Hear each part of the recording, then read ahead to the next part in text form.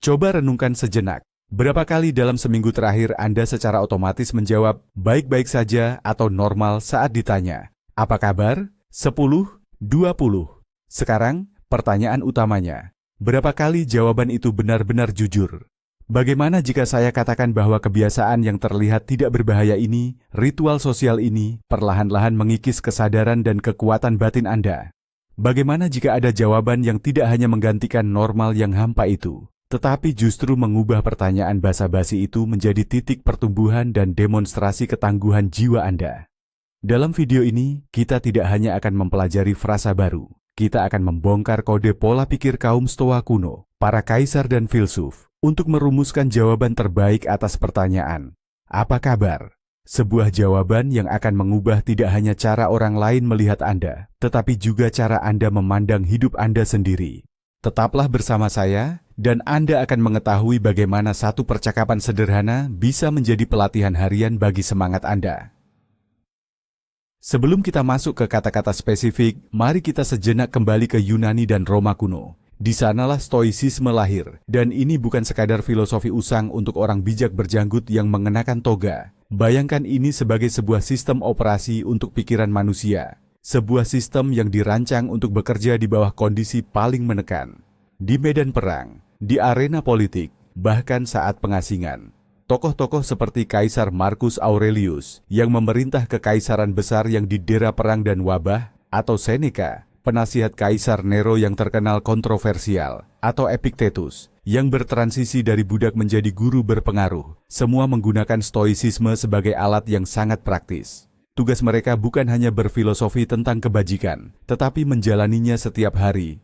Mereka mencari cara untuk mempertahankan kedamaian batin dan kejernihan pikiran, bahkan ketika dunia di sekitar mereka runtuh. Dan ide kunci yang mereka wariskan kepada kita adalah pembedaan yang sederhana, namun sangat kuat. Apa yang ada di bawah kendali kita dan apa yang tidak. Di atas fondasi inilah kita akan membangun jawaban ideal kita. Jadi, mari kita mulai dengan menganalisis inti masalahnya. Apa sih akar permasalahan dari frasa "saya baik-baik saja" itu? Bayangkan pagi yang khas, alarm tidak berbunyi, kopi tumpah di kemeja, Anda terjebak macet, dan di kepala Anda sudah ada daftar puluhan pekerjaan, mendesak serta rasa cemas yang tak habis-habisnya. Di dalam diri Anda, badai emosi sedang berkecamuk, kesal, khawatir, terburu-buru. Lalu Anda masuk kantor, dan rekan kerja pertama yang Anda temui langsung menyapa sambil tersenyum. "Hai, bagaimana kabarmu?" Dan apa yang keluar secara otomatis? "Baik, kok." Kalau kamu, saat itu juga terjadi pengkhianatan kecil terhadap diri sendiri. Anda tidak hanya menyembunyikan perasaan sejati, Anda juga meremehkan perasaan itu. Anda mengatakan pada diri sendiri dan dunia bahwa kekacauan batin ini tidak penting, bahwa itu normal saja. Dengan mengulanginya hari demi hari, kita melatih otak untuk mengabaikan sinyal internal kita sendiri. Kita menciptakan jurang antara apa yang kita rasakan dan apa yang kita katakan. Kebiasaan ini bukan sekadar sopan santun. Ini adalah bentuk penipuan diri yang menghalangi kita untuk jujur pada diri sendiri dan menjalani hidup secara sadar dengan segala kesulitan dan tantangannya. Seorang Stoa berupaya mencapai kejujuran mutlak terhadap realitas, dan langkah pertama untuk mewujudkannya adalah berhenti berbohong tentang keadaan batin Anda. Mari kita lihat inti dari pertanyaan ini. 99% dari pertanyaan, "Apa kabar?"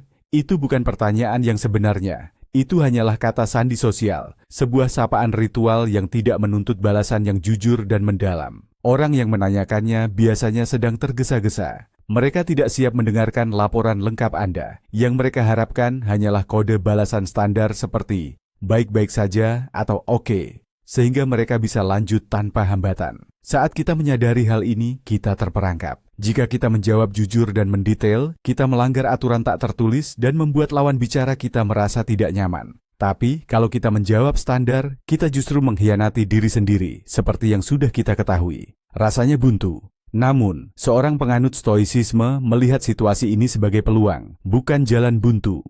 Mereka sadar bahwa tujuan jawaban kita bukanlah untuk memberikan informasi kepada lawan bicara yang sebenarnya tidak mendengarkan. Tujuan dari respons Stoa jauh lebih dalam. Tujuannya adalah, tepat pada momen pertanyaan itu diajukan, kita mengingatkan diri kita sendiri tentang prinsip-prinsip utama kita. Ubahlah interaksi sosial yang sepele ini menjadi latihan mental, sebuah tindakan penuh kesadaran. Jawaban Anda lebih ditujukan untuk kesadaran diri Anda daripada untuk didengarkan orang lain.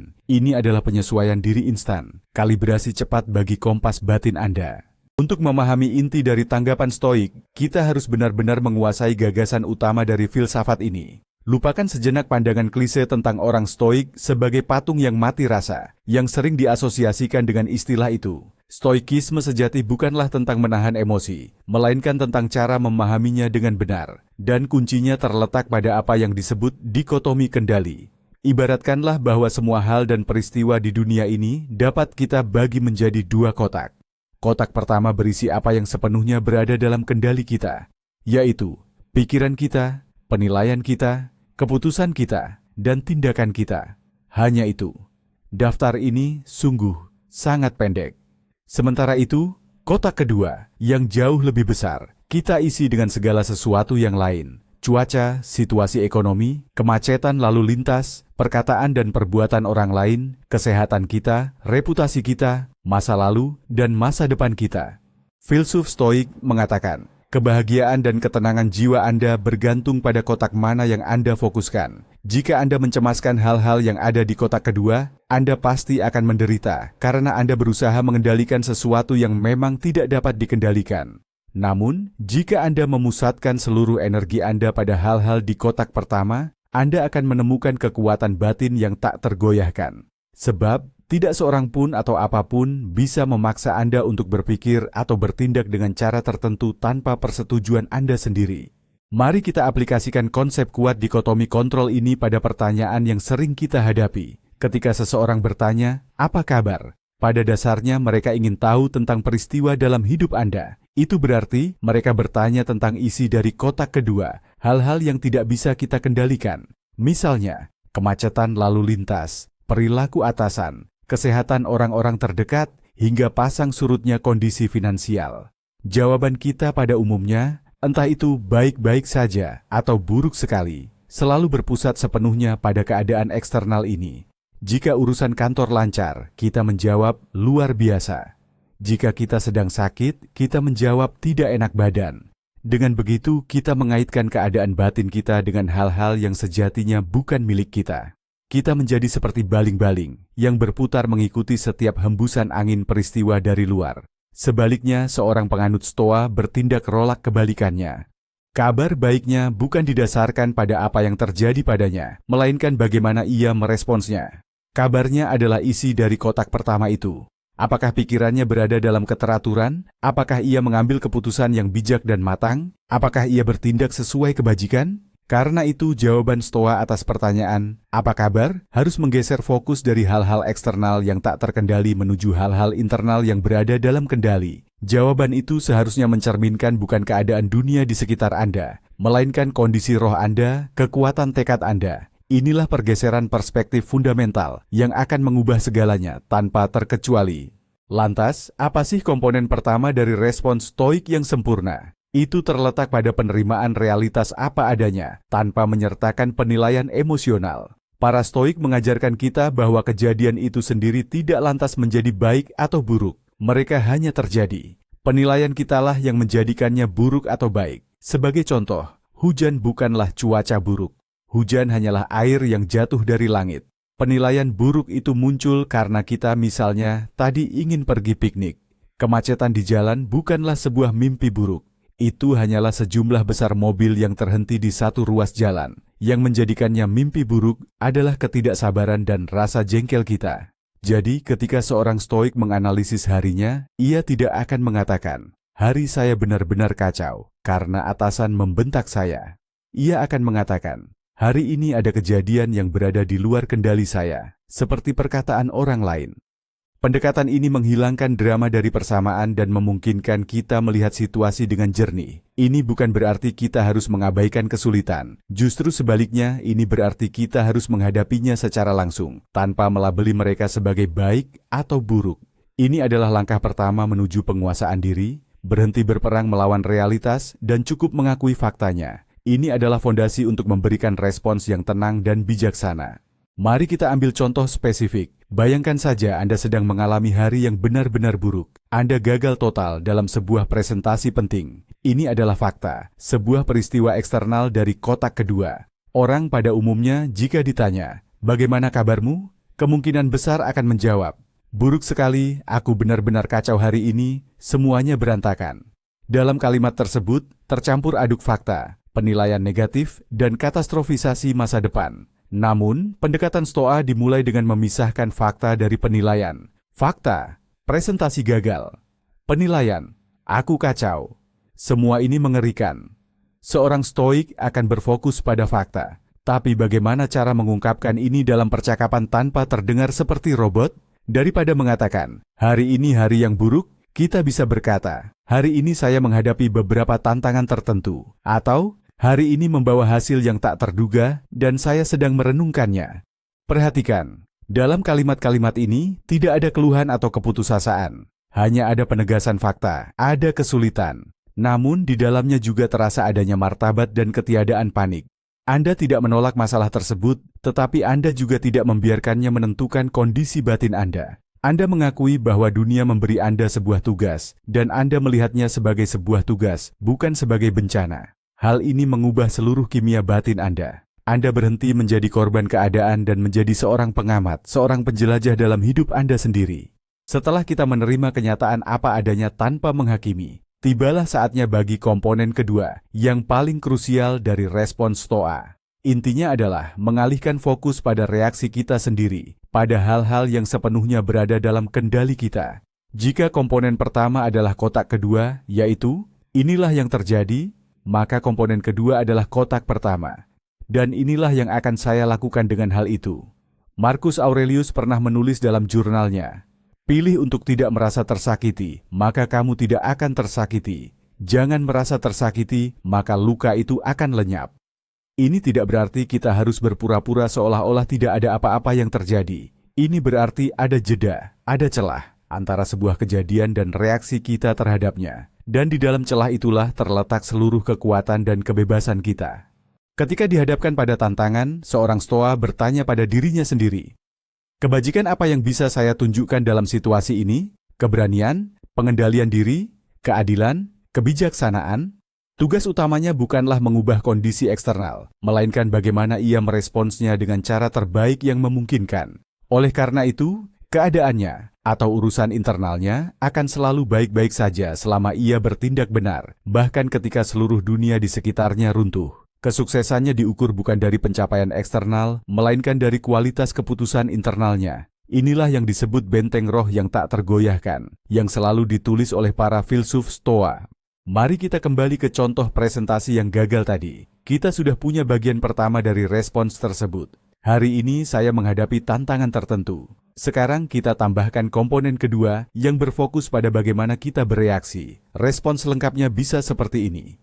Hari ini saya dihadapkan pada tantangan, dan ini adalah kesempatan bagus untuk melatih ketangguhan serta menganalisis kesalahan saya. Atau yang lebih singkat dan berdampak, ada hal-hal yang terjadi di luar kendali saya, tetapi saya sepenuhnya mengendalikan reaksi saya terhadapnya, dan itu baik-baik saja.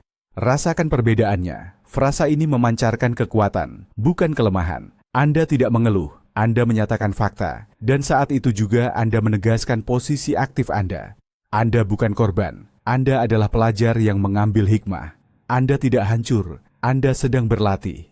Jawaban seperti ini, bahkan jika diucapkan hanya untuk diri sendiri, bukan untuk orang lain, sekalipun akan langsung mengubah kondisi mental Anda. Ini mengingatkan Anda di mana letak kekuatan Anda yang sesungguhnya. Daripada tenggelam dalam rasa kasihan pada diri sendiri, Anda segera beralih ke mode penyelesaian masalah dan pertumbuhan pribadi. Setiap kesulitan menjadi bukan kutukan, melainkan sebuah gelanggang latihan bagi jiwa. Dan inilah inti dari pandangan dunia Stoik. Namun, ada tingkat ketiga, tingkat respons Stoa yang paling mendalam, yang sering dianggap sebagai puncak dari seluruh filosofi ini. Konsep ini dikenal sebagai amor fati, cinta pada takdir. Mungkin kedengarannya agak dramatis, tetapi idenya sebenarnya sederhana dan elegan. Para filsuf Stoa, khususnya Marcus Aurelius dan Epictetus, menyarankan kita untuk tidak sekadar menerima atau menoleransi kesulitan. Mereka mengajak kita untuk melangkah lebih jauh, mencintai semua itu. menerima semua yang terjadi sebagai sesuatu yang mutlak perlu dan benar, seolah-olah itu adalah pilihan sadar kita sendiri. Mengapa? Karena, menurut pandangan mereka, semesta, atau yang mereka sebut logos, bersifat rasional dan teratur. Segala sesuatu yang terjadi adalah bagian dari rencana tunggal yang sempurna. Bahkan apa yang kita anggap sebagai kemalangan atau kegagalan, sesungguhnya berfungsi untuk mendukung harmoni keseluruhan. Oleh karena itu, melawan takdir sama saja, seperti berdebat dengan hukum alam. Ini sia-sia dan hanya membuang-buang energi. Jauh lebih bijaksana untuk menerima segala yang terjadi dengan rasa syukur, menjadikannya bahan bakar untuk memanifestasikan kualitas terbaik diri kita. Presentasi yang gagal? Bagus! Ini adalah peluang ideal untuk melatih kerendahan hati dan ketekunan. Pengkhianatan dari seorang teman? Sungguh sempurna. Ini adalah kesempatan untuk mempraktikkan pengampunan dan kemandirian diri. Ini bukan masokisme, melainkan bentuk tertinggi dari penerimaan realitas. Penerimaan inilah yang pada akhirnya memberikan kita perasaan kebebasan dan kedamaian yang luar biasa. Jadi, bagaimana sih konsep amor fati ini benar-benar mengubah diri Anda di dalam dan cara Anda merespons hidup? Konsep ini benar-benar menghilangkan kesempatan kita untuk mengeluh atau merasa tidak puas sedikit pun. Kalau Anda yakin sepenuh hati bahwa semua yang terjadi itu pasti ada baiknya, meskipun saat ini Anda belum mengerti alasannya, maka mustahil bagi Anda untuk mengalami yang namanya hari yang buruk. Yang ada hanyalah hari-hari yang penuh dengan beragam pelajaran dan peluang untuk bertumbuh. Anda berhenti membagi kejadian menjadi baik atau buruk, dan mulai melihat semuanya sebagai aliran kehidupan tunggal yang selalu membawa Anda ke arah yang seharusnya. Ketika Anda sudah mencapai pola pikir ini, pertanyaan sederhana seperti, "Apa kabar?" pun tidak lagi menjadi masalah. Anda tidak perlu mencari-cari kata-kata positif untuk diucapkan. Anda benar-benar merasakan bahwa semuanya memang sudah diatur sebagaimana mestinya. Kondisi batin ini tidak bergantung pada apakah Anda baru saja mendapat promosi atau justru dipecat dari pekerjaan. Itu hanya bergantung pada pilihan Anda, memilih untuk menerima dan mencintai takdir Anda. Anda bukan lagi korban dari keadaan yang serampangan, melainkan partisipan aktif dan bersyukur dalam permainan agung kehidupan. Ketenangan batin Anda menjadi tak tergoyahkan, karena ketenangan itu tidak lagi didasarkan pada dukungan eksternal yang rapuh. Ketenangan itu berakar pada kepercayaan mendasar terhadap tatanan alam semesta. Inilah yang disebut benteng internal, sebuah benteng yang mustahil untuk ditaklukkan. Hal utama yang perlu Anda pahami, respons stoik itu utamanya adalah dialog internal. Ini bukan pertunjukan untuk umum. Seringkali pemula yang mempelajari stoisisme keliru, mengubah frasa-frasa ini menjadi semacam mantra yang diucapkan agar terlihat bijak atau tenang. Mereka berkata, "Saya fokus pada apa yang bisa saya kendalikan." Padahal di dalam diri mereka, emosi masih bergejolak karena amarah. Ini tidak akan berhasil. Kata-kata hanyalah puncak dari gunung es. Kata-kata itu harus menjadi cerminan dari proses berpikir Anda yang sebenarnya. Oleh karena itu, sebelum Anda menjawab orang lain, jawablah diri Anda sendiri terlebih dahulu. Saat Anda ditanya, "Apa kabar?" jadikan itu sebagai jeda. Tarik napas dan segera lakukan pemindaian singkat terhadap situasi tersebut melalui lensa stoisisme. Pertama, apa yang sedang terjadi saat ini? Fakta tanpa penilaian.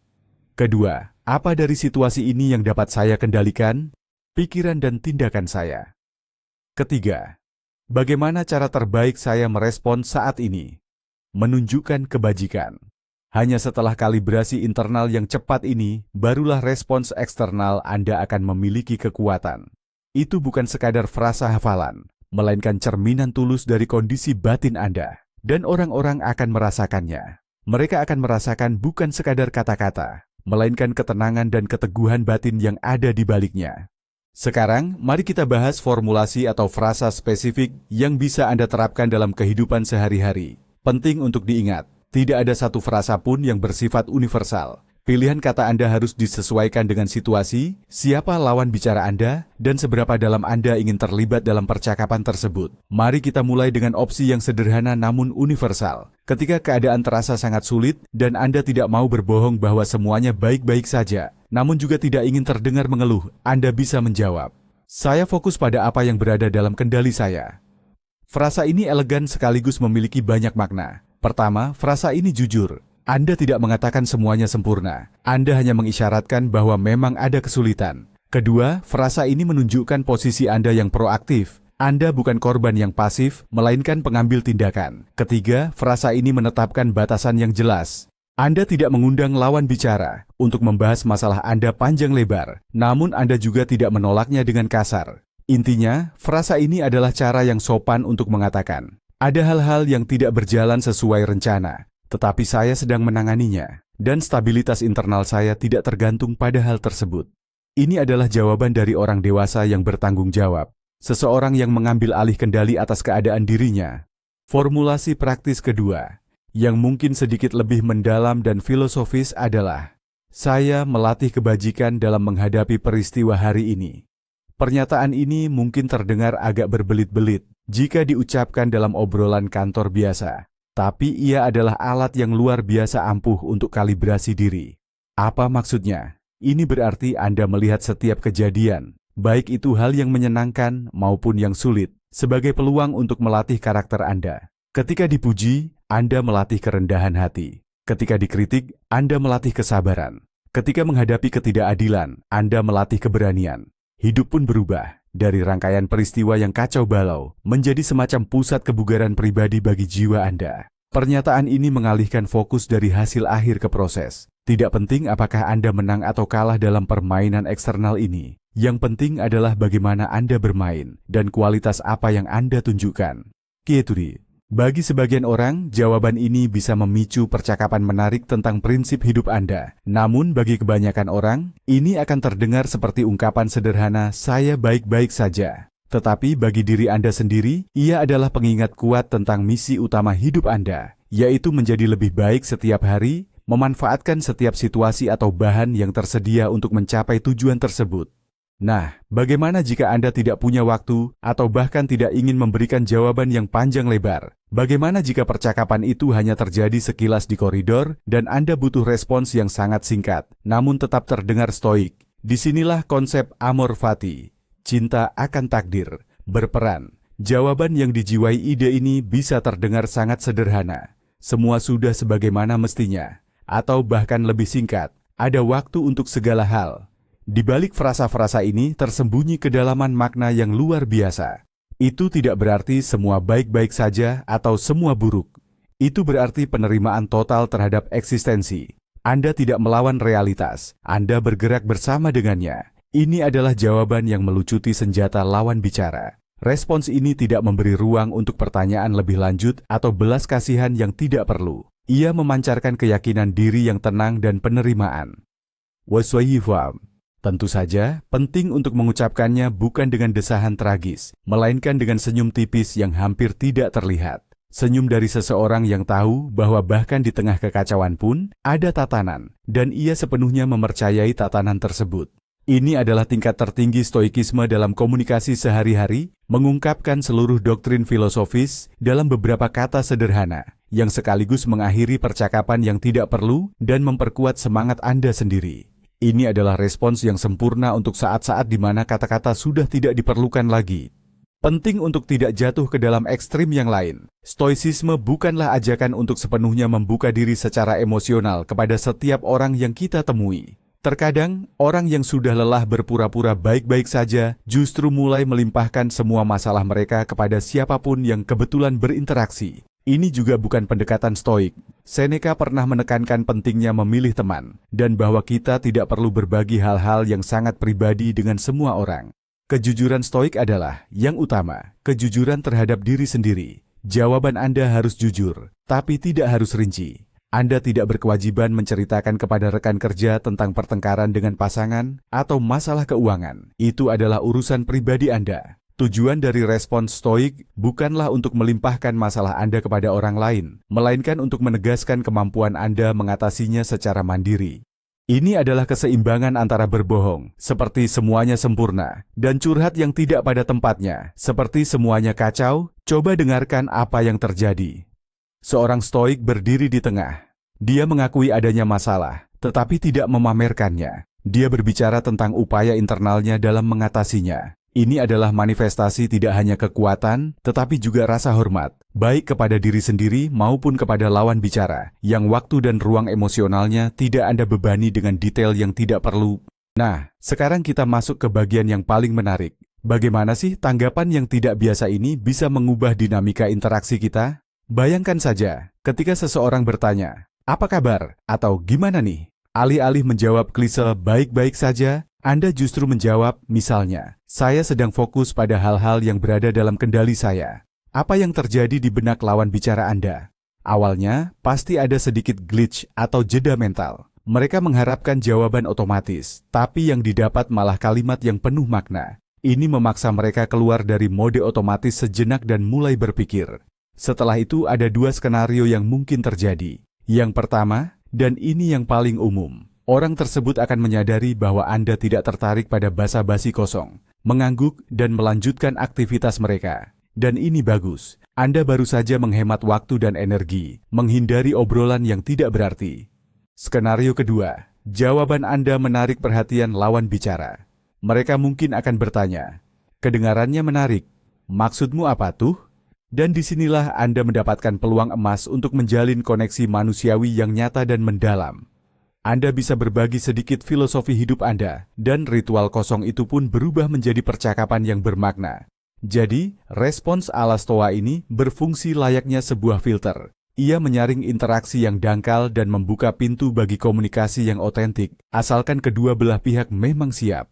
Anda berhenti menjadi pemain pasif dalam permainan sosial, dan justru Andalah yang mulai menentukan arah, nada, dan kedalaman interaksi Anda. Mari kita luruskan satu mitos populer. Banyak orang mengira jalan stoikisme akan membuat kita menjadi pribadi yang kaku, dingin, acuh tak acuh, persis seperti robot. Mereka berpikir, dengan bersikap seperti itu, kita malah akan menjauhkan orang lain dan dianggap tidak berperasaan. Padahal, kenyataannya justru sebaliknya. Stoikisme yang sejati justru membawa kita pada empati yang mendalam dan kasih sayang terhadap sesama. Mengapa bisa begitu? Karena ketika Anda berhenti menghabiskan energi untuk mengkhawatirkan hal-hal di luar kendali Anda membebaskan sumber daya mental yang luar biasa besar. Anda tidak lagi mudah kesal karena hal sepele, tidak sakit hati karena kritik, dan tidak jatuh dalam keputusasaan akibat kegagalan. Pikiran Anda menjadi tenang dan jernih. Dari kondisi ketenangan inilah Anda bisa benar-benar melihat dan mendengar orang lain. Anda dapat menawarkan kepada mereka bukan neurosis atau keluhan Anda, melainkan dukungan dan pandangan yang objektif. Seorang stoik tidak akan berkata, "Saya tidak peduli dengan masalahmu." Sebaliknya ia berkata, "Saya melihat kesulitan Anda, dan meskipun saya tidak bisa menyelesaikannya untuk Anda, saya bisa mendampingi Anda dengan pikiran yang tenang dan jernih, membantu Anda fokus pada hal-hal yang benar-benar ada dalam kendali Anda." Ini bukanlah sikap dingin, melainkan empati yang nyata dan bermanfaat, sangat berbeda dari sekadar saling bertukar ledakan emosi. Dampak jangka panjang utama dari penerapan praktik ini adalah membangun ketahanan mental dan emosional, atau yang sekarang sering disebut sebagai resiliensi. Setiap kali seseorang bertanya, "Apa kabar?" Anda sebenarnya mendapat kesempatan untuk melakukan latihan ringan, micro-training. Alih-alih merespons tanpa berpikir, Anda mengambil jeda, menengok ke dalam diri, menerapkan prinsip-prinsip stoicisme, dan merumuskan jawaban yang penuh kesadaran. Pada awalnya, mungkin ini terasa berat dan butuh usaha. Namun, seiring berjalannya hari, dan setiap kali Anda mengulanginya, proses ini akan menjadi semakin alami dan cepat. Ini seperti melatih otot di pusat kebugaran. Anda tidak akan melihat hasilnya hanya setelah sekali latihan. Tetapi, setelah berbulan-bulan latihan yang konsisten, Anda pasti akan menjadi lebih kuat.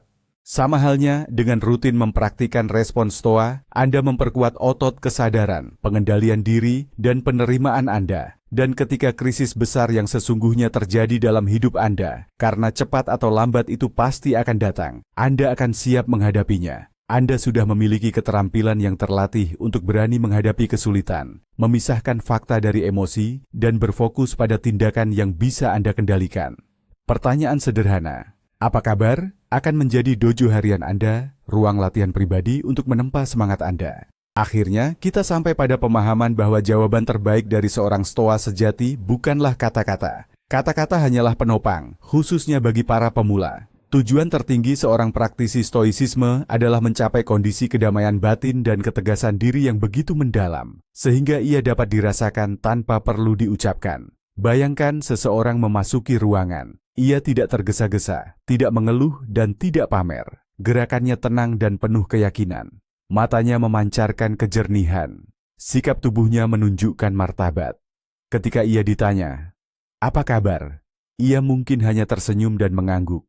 Dan dalam senyuman serta anggukan itu, terdapat lebih banyak kekuatan dan kebenaran daripada pidato yang paling fasih sekalipun. Kondisinya berbicara dengan sendirinya. Dialah jawaban atas dirinya. Orang-orang di sekitar akan secara intuitif merasakan bahwa mereka berhadapan dengan seseorang yang berdamai dengan dirinya sendiri dan juga dengan dunia, seseorang yang layak untuk diandalkan. Inilah hasil akhir dari praktik ini. Jawaban Anda atas pertanyaan, "Apa kabar?" bukanlah apa yang Anda ucapkan. Itu adalah siapa diri Anda pada saat itu. Dan upaya harian Anda untuk mengelola pikiran, penilaian dan reaksi adalah jalan untuk menjadi orang semacam itu. Sebuah perjalanan yang dimulai dari keputusan untuk tidak pernah lagi mengucapkan kata biasa saja. Baik, mari kita rangkum poin-poin pentingnya. Kita telah memahami bahwa jawaban umum biasa saja atau normal itu bukan sekadar basa-basi kosong, melainkan sebuah bentuk ilusi diri yang justru menjauhkan kita dari realitas. Kita juga menyadari bahwa stoicisme menawarkan alternatif yang luar biasa kuat. Jawaban terbaik untuk pertanyaan "apa kabar?" bukanlah sekadar formula yang dihafal, melainkan sebuah proses 3 langkah yang utuh. Yang pertama, menerima realitas apa adanya, tanpa label atau penilaian emosional. Yang kedua, mengalihkan fokus dari kejadian eksternal ke reaksi internal kita, yaitu pada hal-hal yang benar-benar bisa kita kendalikan. Dan yang ketiga, yang merupakan level tertinggi, mencintai nasib kita, menerima segala yang terjadi sebagai kebaikan. Jawaban stoik yang sesungguhnya bukanlah rangkaian kata, melainkan sebuah kondisi. Sebuah kondisi kemantapan internal, kesadaran penuh, dan ketenangan yang Anda pancarkan kepada dunia. Dan setiap kali Anda ditanya, "Apa kabar?" Anda mendapatkan kesempatan berharga untuk melatih kondisi ini. Anda mengubah ritual sosial yang kosong menjadi sebuah tindakan pengembangan diri. Terima kasih telah menonton video ini sampai selesai. Saya harap materi ini tidak hanya menarik, tetapi juga bermanfaat bagi Anda. Jika Anda merasa demikian, silakan berikan like dan subscribe pada kanal ini agar tidak ketinggalan pembahasan mendalam lainnya tentang filosofi praktis. Sekarang ini pertanyaan untuk Anda, dan saya sungguh ingin melihat jawaban Anda di kolom komentar. Apa situasi tersulit yang pernah Anda hadapi saat harus menjawab pertanyaan, "Apa kabar?" Dan apa yang akan Anda jawab sekarang setelah Anda dipersenjatai dengan pengetahuan stoik? Mari kita diskusikan. Sampai jumpa di video berikutnya.